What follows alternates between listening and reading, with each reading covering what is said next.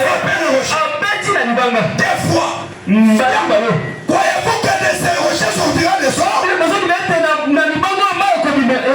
C'est seulement quand il parle comme ça. L'eau a jailli. Les gens ont bu. Les gens étaient contents. Mais Dieu n'était pas content. Parce que Moïse n'a pas obéi à la voix de l'ange. Dieu lui a dit, comme tu as fait ça, regarde Canaan. Tu n'entreras pas. Toi, tu n'entreras pas. Donne des ordres à ton serviteur.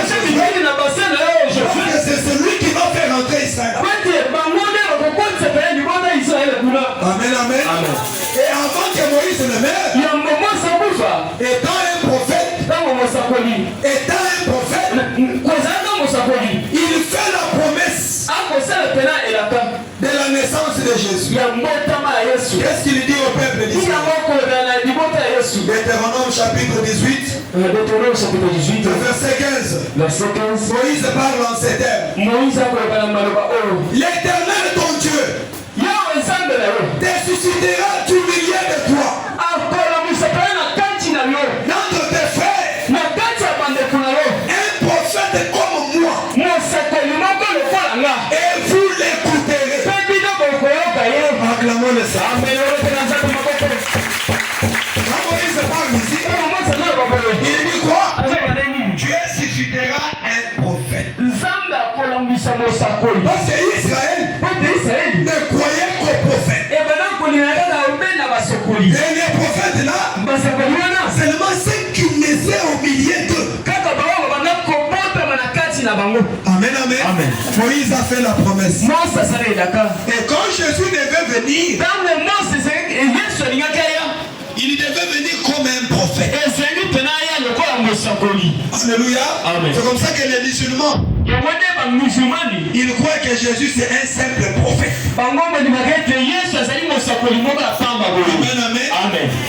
Amen, amen. Ils croient que Jésus c'est un simple prophète. C'est la même chose que les pharisiens croyaient aussi.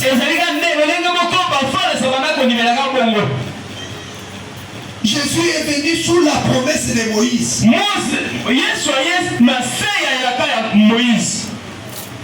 Venant au peuple d'Israël.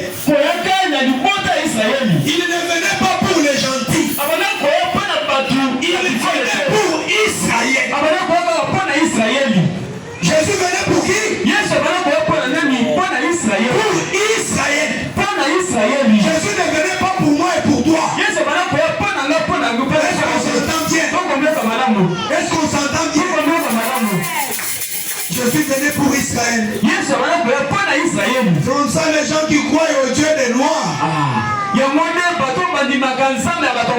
Il appelle Jésus le Dieu des Blancs. Nous on a aussi le Dieu des Noirs.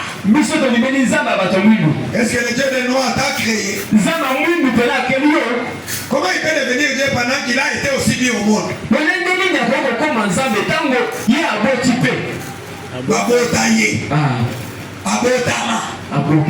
Notre Dieu n'a pas de commencement. Il n'a pas de fin. Il est la première créature. Il s'est créé lui-même. Amen, amen. Il est Melchisedec. Il a ni père ni mère. Comment ton Dieu a une mère, a un père? Maintenant les pères de ton Dieu deviennent les grands-pères.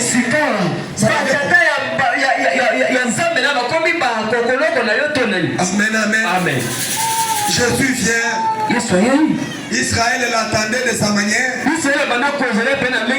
Mais Jésus venait de la manière que Dieu voulait qu'il arrive. Amen, amen. Quand Jésus est venu, il pouvait rappeler aux enfants d'Israël. Souvenez-vous, il est écrit de moi comme ça. Si je ne fais pas les œuvres de mon Père, ne me croyez pas. Amen, amen. Nous allons voir un petit thème. Peut-être dans 20 minutes on va terminer. Pourquoi doit-on croire au prophète? Est-ce que Dieu envoie encore des prophètes? Pour quelle raison Dieu va envoyer les prophètes? Parce que nous croyons aux prophètes. Et je vous montrerai comment nous sommes parvenus à croire à ces prophètes.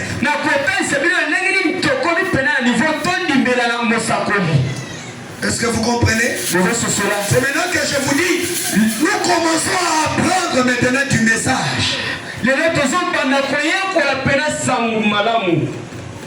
Pourquoi Dieu envoie les prophètes?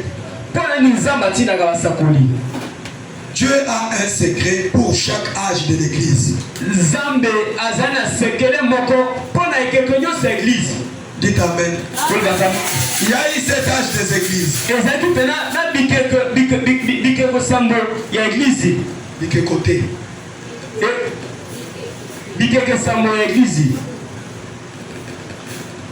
Il y a eu 7 âges de l'église.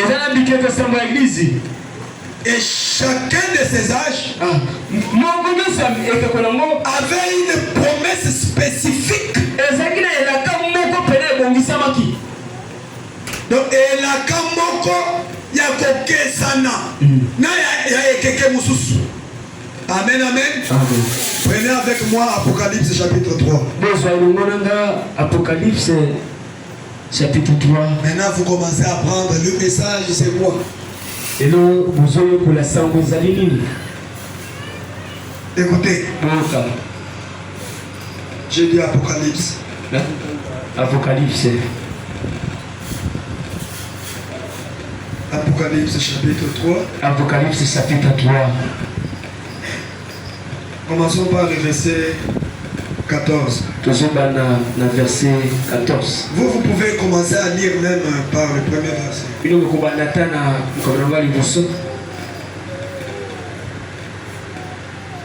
Il dit ceci.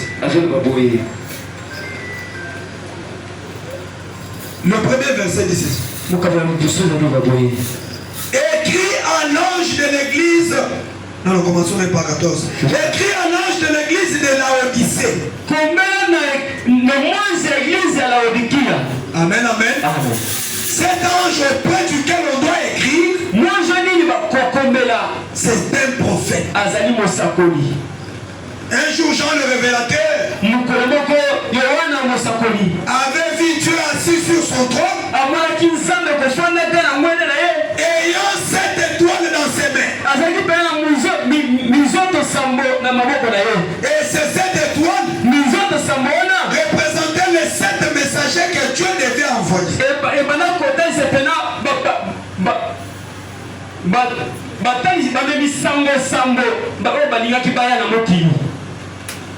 Amen, amen. Amen. Chaque messager devait venir à son temps. Est-ce qu'on s'entend? Mais pour l'âge dans lequel nous vivons, cet âge est comparable à l'église de Laodicée. Que Dieu vous bénisse.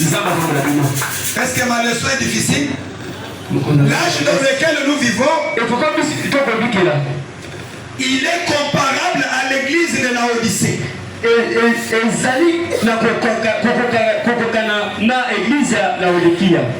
Cette église de Laodicée a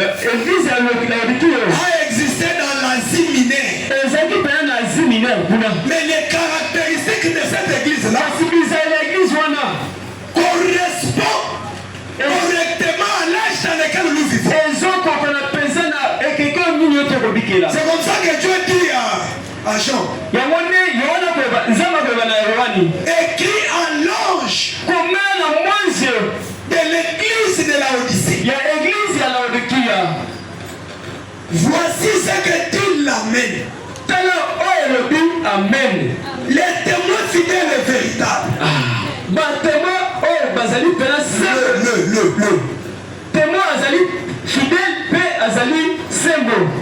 Le principe de la création de Dieu. Je connais tes œuvres. Je sais que tu n'es ni chaud ni bouillant. Amen, amen. Amen. C'est ça les caractéristiques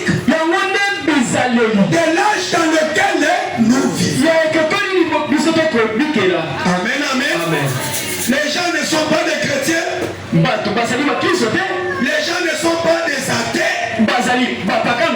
Amen, amen. Ils sont au milieu. Je pars à l'église, mais je continue à faire la fornication. Je pars à l'église, mais je continue à voler. Je pars à l'église, je continue à colporter les histoires. Ni chrétien, ni païen, il est au milieu. C'est ça. Des gens qui vous prient. Si vous voyez leurs actions là où ils vivent, vous allez même dégoûter de la religion. Amen, amen. C'est l'âge dans lequel nous vivons. Ni froid ni chaud. Et les gens de cette manière, tu devais leur envoyer un prophète avec des caractéristiques de cet âge. Qui devait venir avec un message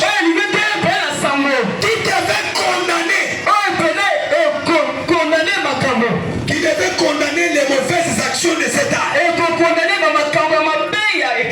Amen, amen. Est-ce qu'on s'entend?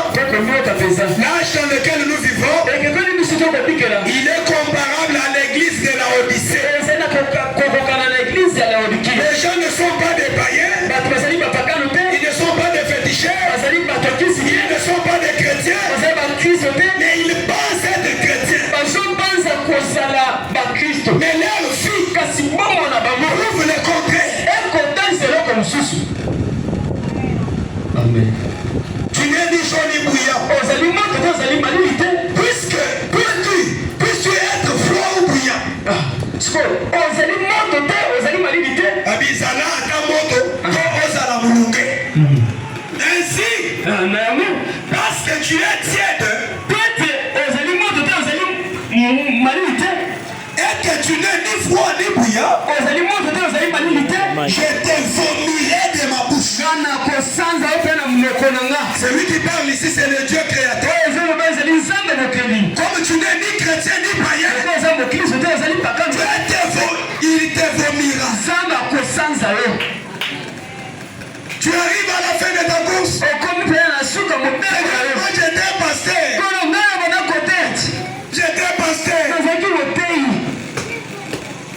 Dieu sort la vidéo de ta vie sur ça.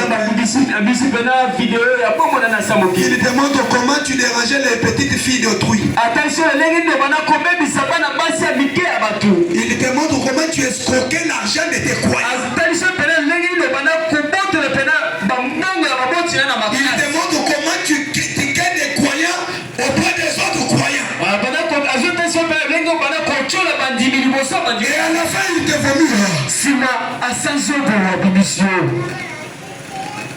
Donc, il te refuse. C'est comme ça, il dit, il faut que tu sois froid. Soit bouillant. Dites amen. Sois chrétien dans toute ta vie. Quand tu crois Jésus, tu lui donnes tout ton cœur. Tu lui donnes toute ta vie. Jésus devient ton Seigneur. Il devient ton Seigneur. Il dirige tes pas. Il dirige tes yeux. Parce que si Jésus est en toi, tes yeux ne supporteront pas voir des mauvaises choses. Si juste ce matin, quand tu es attiré par les femmes mal habillées, Jésus n'est pas en toi. Amen, amen. Donc, au lieu de regarder comme si tu ne regardes pas,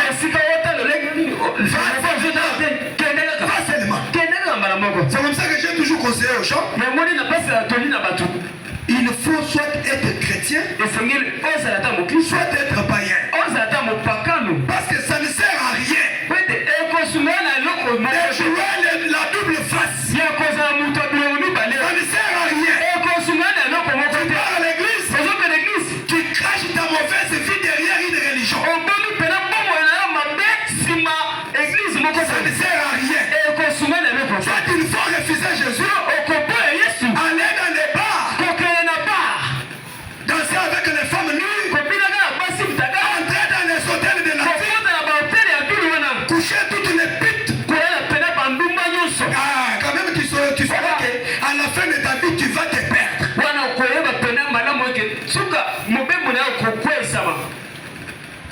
Il fait qu'il suit une sœur. On est paix. Tu couches celle-ci. Tu viens là-bas. Comme si chrétien. Ça ne sert à rien. Il y a un Dieu qui voit nos cœurs. La Bible dit, je connais tes œuvres. Dieu connaît nos œuvres. Tu connais quand tu manges. Quelle sorte de vie tu mets. Mon frère, ma soeur, à la fin de ta vie, tu verras que tu faisais des aventures. Et ça ne t'aidera pas. C'est aujourd'hui que tu peux prendre la décision soit de suivre la parole, soit de refuser la parole. Amen.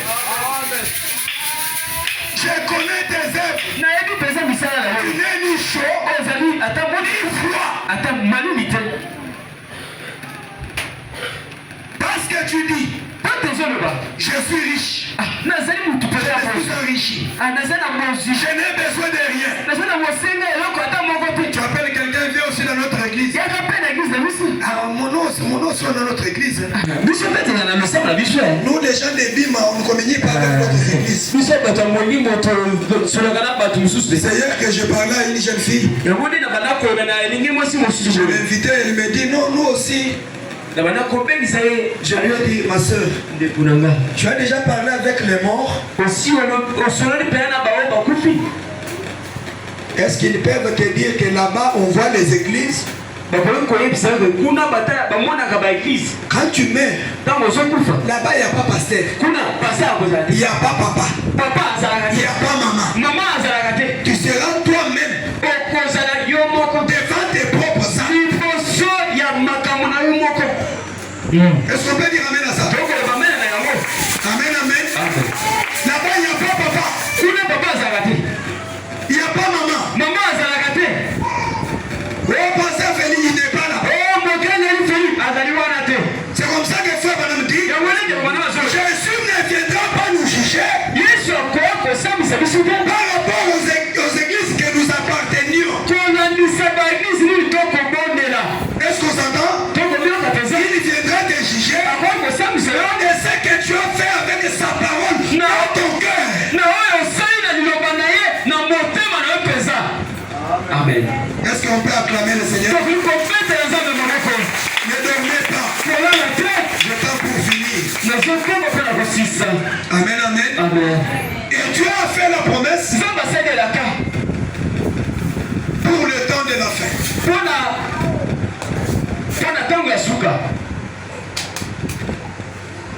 Il nous a promis aussi un prophète. Un prophète qui devait venir. Pourquoi les prophètes là devaient venir? D'abord, avant que Jésus ne vienne,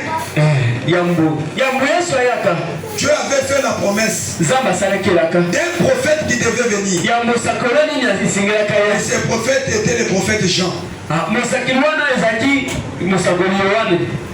Vous connaissez comment l'histoire est née? Et comment Jean est né? Vous connaissez le nom de la maman de Jean? Vous connaissez le nom de papa de Jean? Qui peut me dire le nom de papa de Jean Baptiste? Un peu rapidement les sœurs.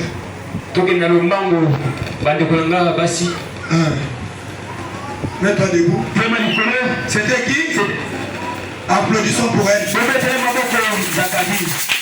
Le nom de papa de Jean-Baptiste était Zacharie. Zacharie était dans le temple. C'était son temps de pouvoir offrir des sacrifices. L'ange est venu à Zacharie. Il lui salue. Il lui dit, voici Comment s'appelait la femme de Zacharie? Moi aussi, Zacharie a bénéficié la communauté.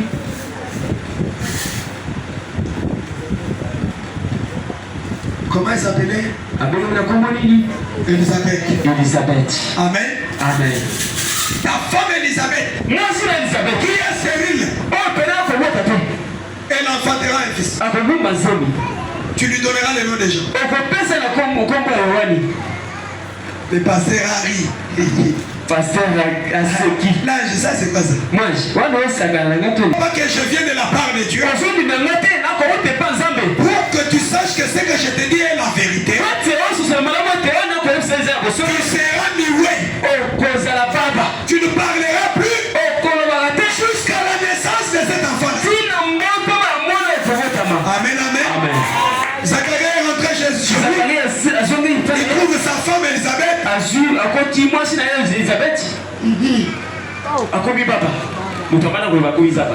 Chérie, mais c'est comment?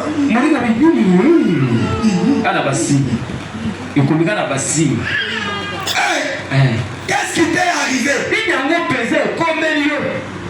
Il est resté comme ça pendant 6 mois. 6 mois. Le même âge vient vers Marie. Je te salue Marie. Plein de la grâce. Le Seigneur est avec toi. Tu es choisi d'entre plusieurs. Voici tu seras enceinte. Marie était là calme, mais elle écoutait la parole. Écoutez la parole de Dieu. Tu enfanteras un fils. Tu lui donneras le nom de Jésus. C'est lui qui va paître mon troupeau. Marie a dit, comment cela peut m'arriver pendant que je ne connais pas d'homme?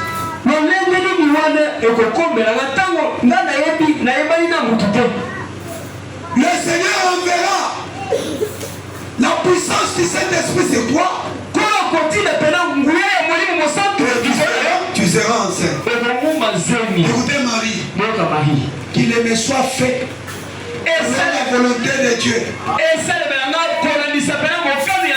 Que sa volonté. Amen, amen. Je suis la servante du Seigneur. Directement. Je suis entré.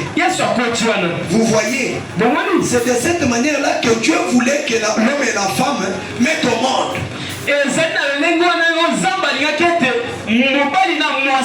Par la parole. Et non par ces moyens-là. Amen. Marie a quitté.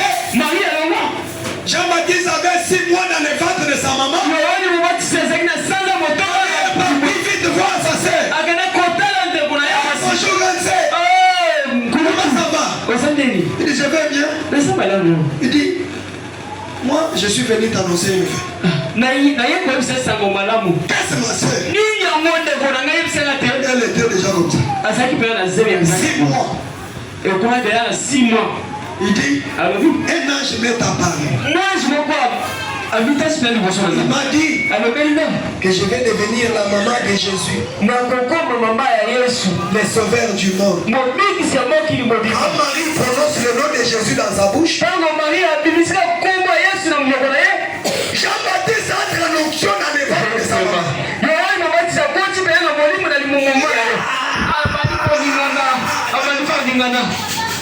Directement, Elisabeth dit, quand tu m'as salué, entre Saïd et Joie. Amen. Et la Bible dit, le fœtus,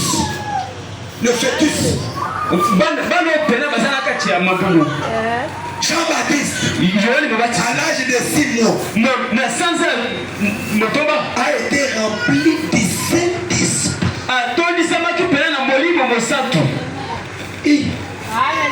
C'est terrible. Pourquoi Jean a été rempli du Saint-Esprit? Parce qu'il était celui qui devait venir préparer le chemin.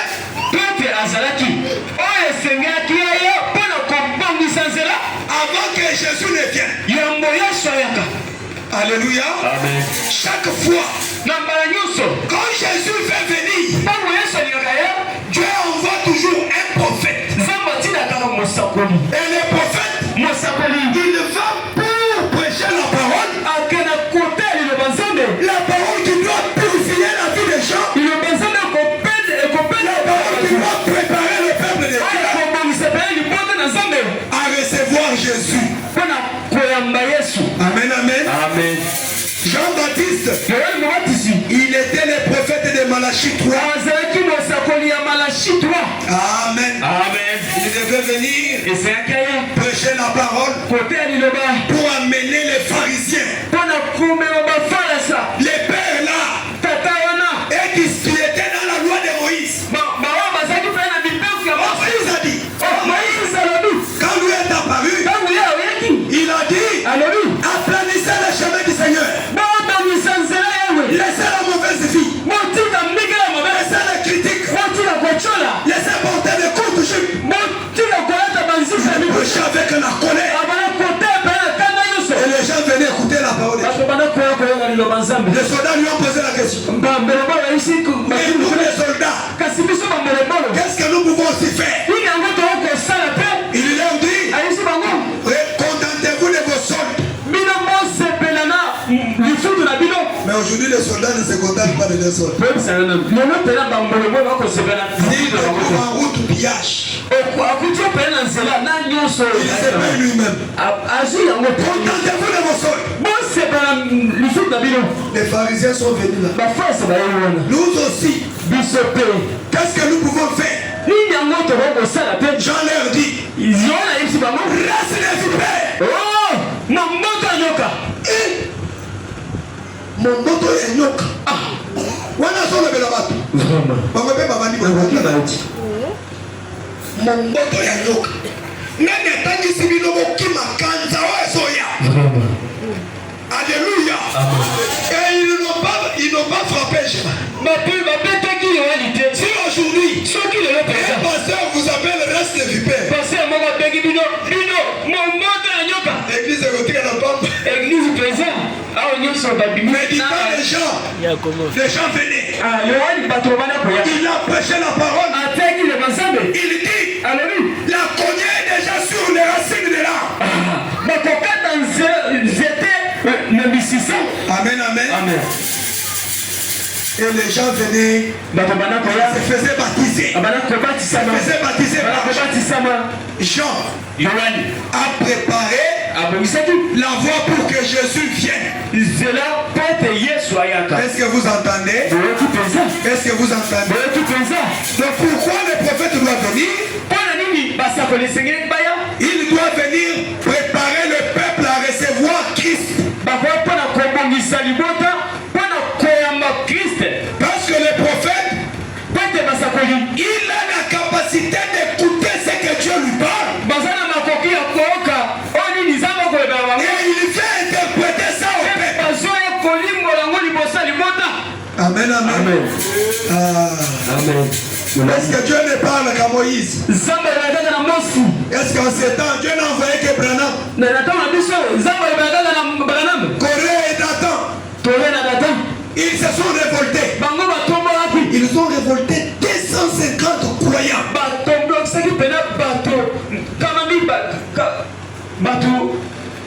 250.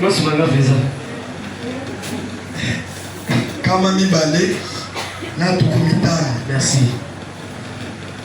Merci. Amen. Amen. Ils sont partis faire l'église. On commence à dire, là je me parle aussi. Moi aussi je traite avec toi. C'est pas le pasteur Félix là où Dieu m'a parlé. Est-ce que Dieu m'a parlé? Quand Dieu a écouté, Dieu s'est fâché. Amen, amen. Amen. Dieu s'est fâché. Il a dit à Moïse, amène-les sur les montagnes, la montagne horaire. Je vais leur parler. Et là, quand Dieu parlait, les gens écoutaient le tonnerre.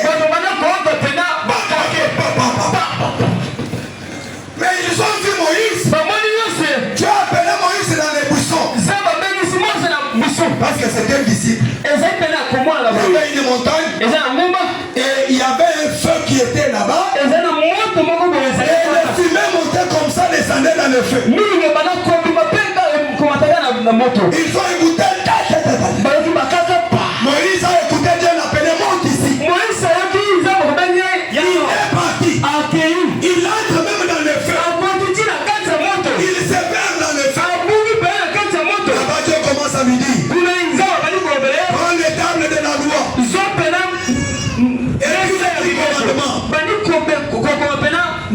Tu honoreras ton père et ta mère. Quand Dieu parlait comme ça, le peuple écoutait détonner. Ils ont commencé à crier. Moïse, dis à ton Dieu de te parler toi. Et toi tu viens de Dieu a dit, Moïse, il faut qu'il faut que Dieu te parle. Que toi tu viennes nous parler. Nous t'écouterons. Ah bon? Ah, ils ont bien résolu. Ils ont bien résolu. Alors Dieu a cessé de parler. Si Dieu vient pour te parler, tu ne peux pas supporter. Parce que donc, ton corps là n'est pas conçu de manière à écouter Dieu. Il faut qu'il y ait un prophète. Amen, amen. Alléluia. Amen. Nous allons lire quelque chose ici. Maintenant là, je me sens bien. Je commence à prêcher le message. Prenons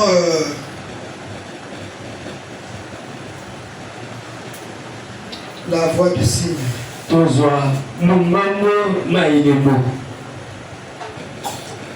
Mon bongo ya elemo. La voix du signe.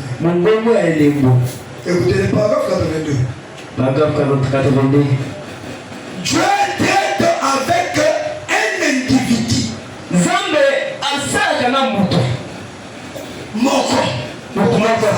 Amen. Zambe tango nyonso asalaka na moto moko. Pour un âge donné, et quelqu'un. Pour un âge donné, il n'y a qu'un seul prophète qui doit amener la parole de cet âge. Est-ce qu'on s'entend? On n'a jamais vu Dieu envoyer des prophètes à la fois. Est-ce que vous croyez que Jésus était prophète? Oui.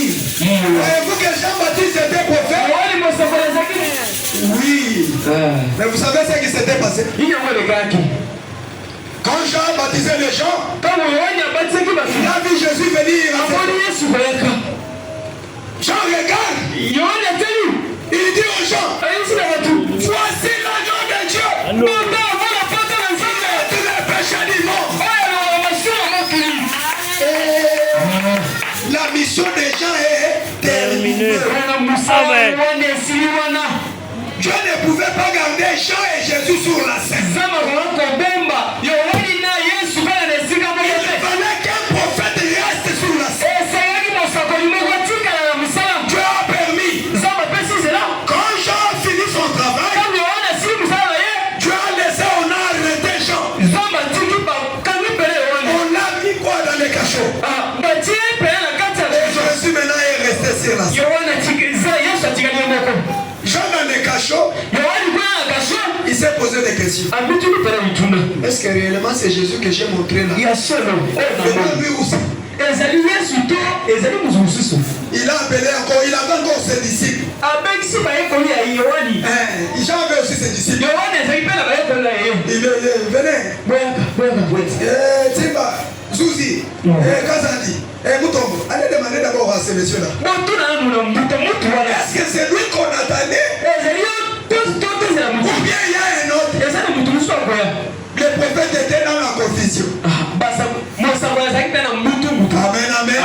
Quand ils sont arrivés, Jésus en pleine prédication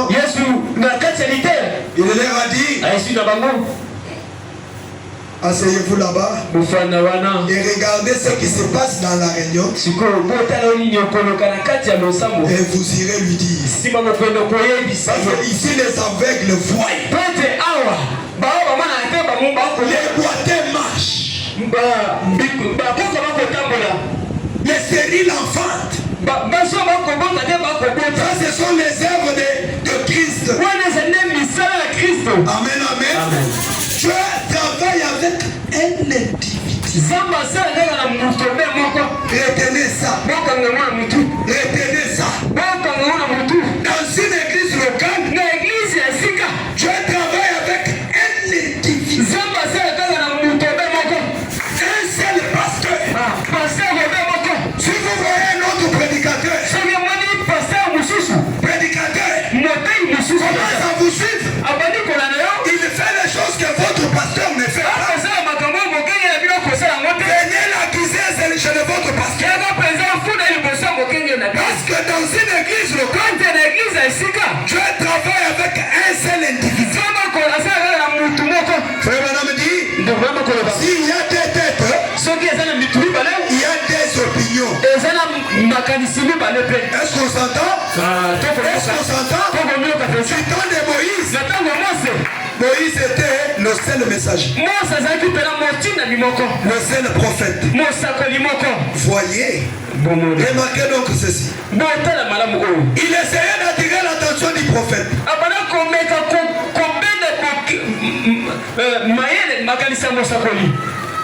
D'amener les prophètes à sa place. Voyez, il a donné le signe du buisson ardent.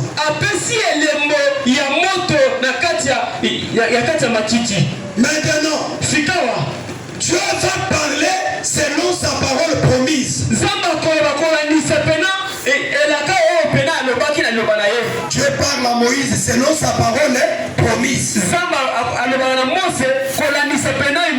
Quelle a été la parole promise? Elle a été promise à qui? La parole a été promise à Abraham. Dieu a dit à Abraham, ta postérité séjournera dans un pays étranger.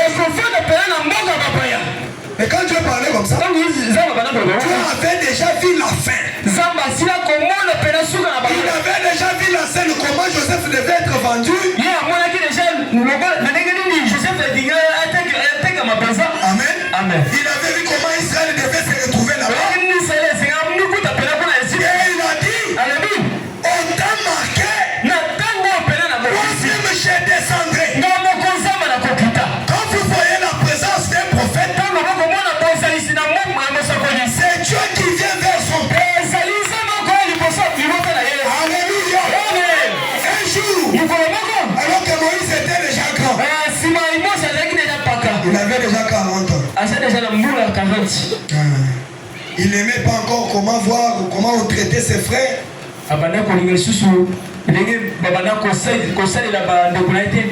Un jour, il a vu un Égyptien. Il a retenu un Israélite. Il lui a donné un coup. Donc là, il est tombé. Comme il ne mangeait pas bien, il s'est regardé, il la connaît. Ma mère m'a dit, moi je suis né sous la promesse. Comment je peux supporter ça? Il est parti. Il a tenu l'Égyptien. Catch. Il l'a tué. Il a creusé avec ses mains. Il a enterré ses mains. L'Israélite était là-bas en train de regarder. Il a eu peur. Il lui a posé la question. Qui t'a mis chef au-dessus de nous?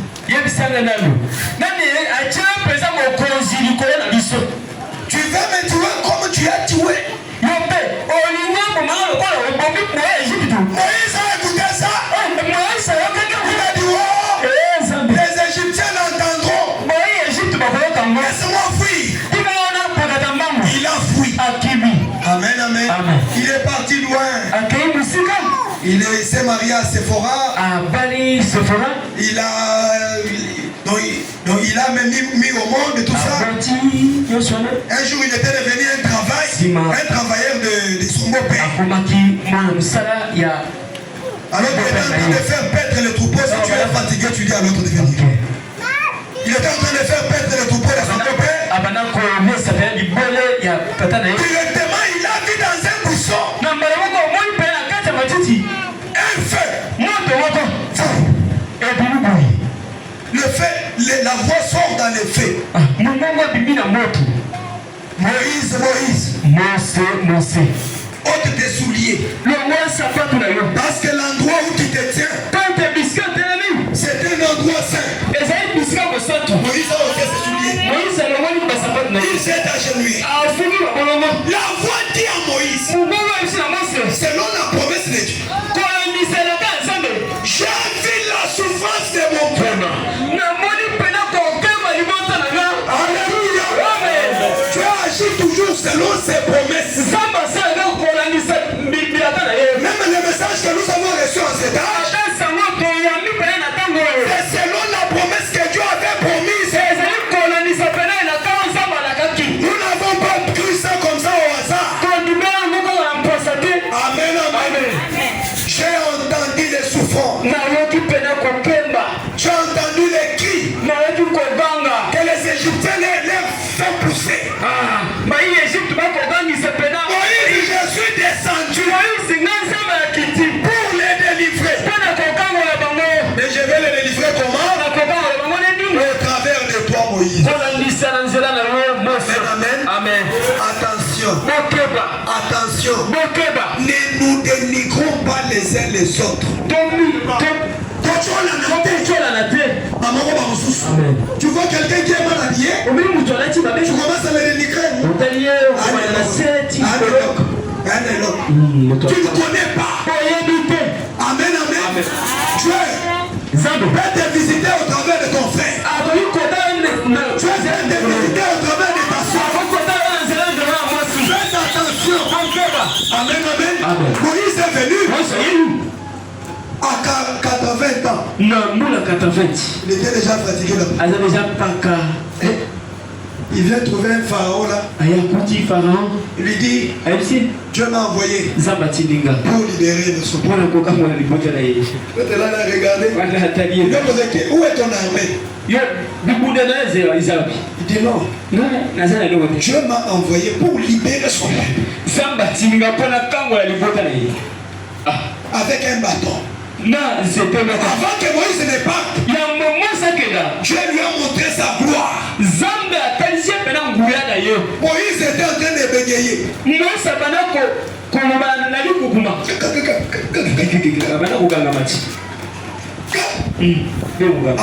Amen. Pour sortir une parole ici. Moïse, je t'envoie. Je ne sais pas parler. Dieu lui dit, ne me dis pas que tu ne sais pas parler.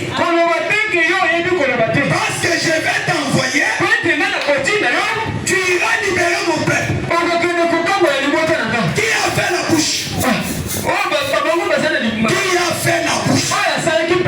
Nani moto asala monoko. Et c'est toi Dieu. Alors toi ne me dis pas ça. Dis mais Seigneur, j'y vais comment? Dieu lui a dit, tu as quoi dans la main? J'ai un bâton. Jette ça. Oui, il a jeté. Il est devenu un serpent. Amen, amen. Moïse a fouillé. Dieu lui a dit non, ne fouille pas. Tiens ça à la queue. Quand il a tenu à la queue, il est devenu un bâton. Dieu lui dit, tu feras ça là-bas quand tu iras. Si tu leur dis que Dieu t'a envoyé, il refuse, tu feras ça. Dieu lui a dit, mets ta main sous tes aisselles.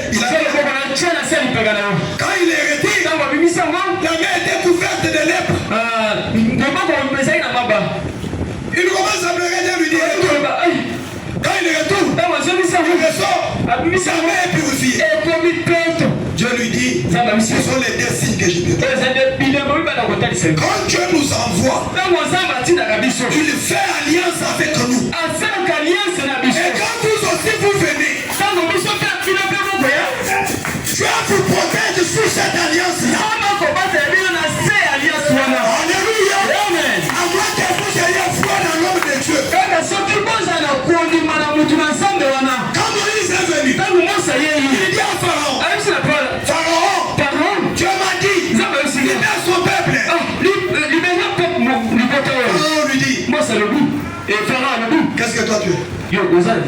Il prend seulement le bateau. Il jette. Ça devient un serpent. Ça c'est un petit signe.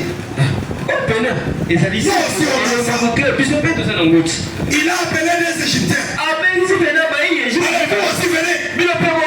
Je vais aussi. Quand ils ont jeté, il est devenu aussi des serpents. Maintenant les serpents de Moïse étaient là-bas.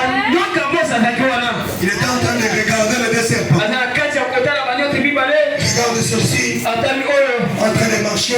Les serpents de Moïse. Alléluia. Il regarde ceci.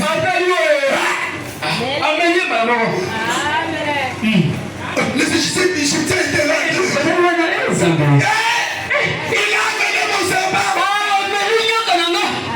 Au lieu que l'autre retourne aussi. Il a laissé le serpent de Moïse. Il regarde l'autre. Il l'a pas. Moïse maintenant, c'est Dieu là. Il va tenir son serpent. Ça devient un bâton. Qu'est-ce que cela veut dire? Dans la main de Moïse, il avait tous les pouvoirs égyptiens. Et les Égyptiens ne pouvaient rien faire à Moïse. Alléluia. Amen. Les serpents de Moïse, c'est notre Seigneur Jésus. Même si on t'a maudit comment, même si on t'a enterré où, notre Dieu est capable. Alléluia. Amen. D'avaler les petites puissances sorcières. Amen, amen.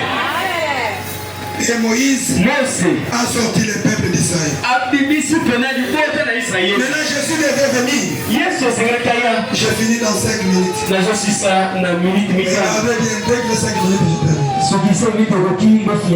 Frère me dit, écoutez.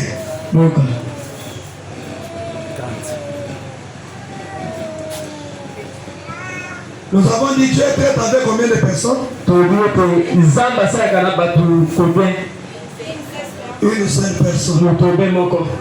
Et cette même personne qui vient, c'est celle-là qui a la vérité. Amen. Dès que les autres peuvent être là, quand cette personne envoyée par Dieu, selon la promesse arrive,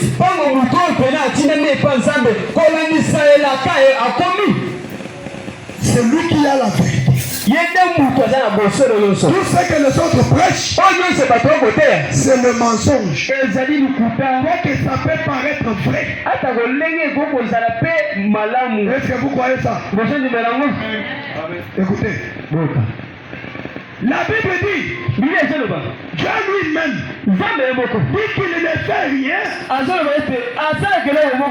avoir révélé cela à ses serviteurs le prophète. Voyez, et alors, les signes donnés, l'écriture est identifiée. C'est ça la voix du signe. Amen, amen. La voix du signe, c'est l'accomplissement de la promesse de Dieu.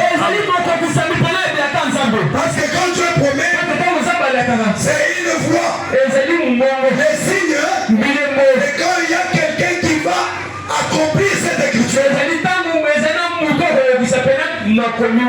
Alléluia. Amen. Disons seulement ça, on finit. Si reste avec 3 minutes. Je dis ça seulement, on finit. L'ordre de l'église. C'est prêché le 26 décembre 63. Et terminé le 26 décembre 1963. Vraiment, ces derniers temps, ne restez pas à la maison. Parce que j'aimerais que ces histoires entrent en nous. Quand on va te poser la question, pourquoi toi aussi tu as écrit le message? Ah, tu auras de quoi répondre. Écoutez. Eh bien, je ne cherche pas à usurper l'autorité. Ou quelque chose comme ça. Mais Vous voyez, si un homme ou quoi que ce soit, soit de l'ogomine, a des têtes, il ne saura comment avancer.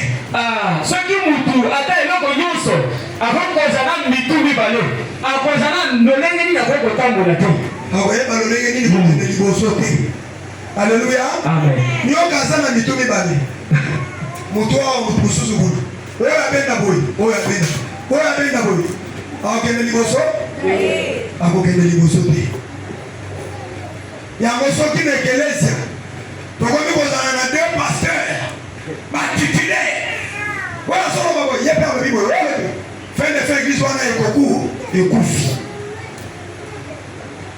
Quand on a des têtes, on a des opinions.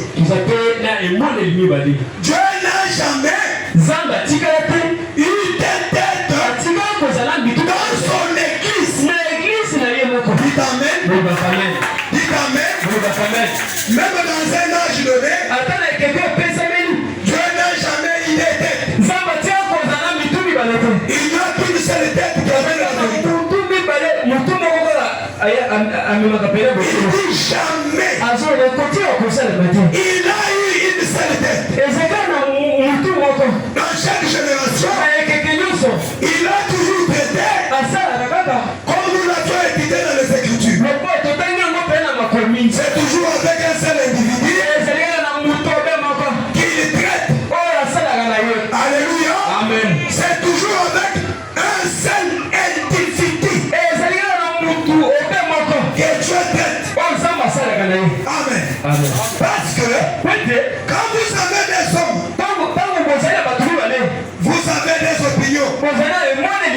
Cela doit aboutir à un absolu final. Et mon absolu, longo nangai, longo, mon absolu, c'est la parole de Dieu. Dites amen. Ça c'est fait Branham. Mon absolu à moi Branham, c'est la parole de Dieu. C'est toi tu vas croire Branham. Lui il dit, moi Branham, je suis un péché sauvé par la grâce. On va croire qui? Frère Branham, où te croire? Mon absolu est la parole. La Bible. Dites amen. L'absolu d'un croyant c'est la Bible. Qui ont des Bibles ici? Levez les mains. La Bible. Que Dieu bénisse frère Marcel. Que Dieu bénisse son papa. Sœur Renédie, que Dieu bénisse. Maman, que Dieu bénisse. Hey! Les autres n'ont pas de Bible. Parce que même toi aussi tu n'as pas la Bible. Continue on a d'accord. Anaki soda Zambola, Zamunduki. Amen. Mon absolu est la Bible. Et en tant que pasteur de l'église ici, mon absolu est la parole. Dites amen. Pour notre pasteur de cette église, la parole est son absolu. Tout ce que nous pouvons faire ici, faisons-le selon les principes de la parole. Alléluia. Amen. Tu as écouté que ton frère t'a critiqué. Va chercher ton frère. Arrange avec lui. Ne va pas dire aux gens. Et comment il prêche? Comme un ange. Et tu sais ce qu'il m'avait dit? Donc tu vas suivre ton prochain. Je sais que vous, les frères, vous me considérez comme votre absolu. Dites amen. Dites amen.